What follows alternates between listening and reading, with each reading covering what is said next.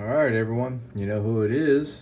It's Tuesday, and we're going on like the fourth one in a row here, which is pretty damn good.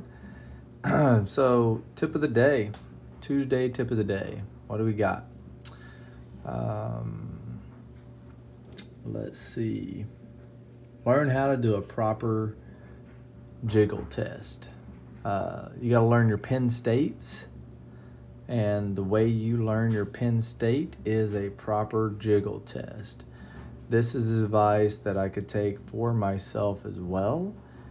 I don't do it the best. Some guys really have this dialed in, but if you want to do the upper level locks, you are going to absolutely need to know the jiggle test and what a set pin actually feels like, meaning not a loose key pin, but what a proper set pin feels like, especially on the Asacors.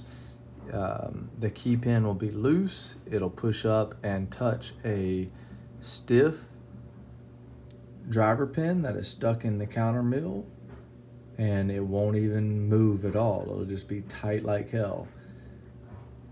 Once it is set, it will give a little bit of bouncy, kind of springy tension back.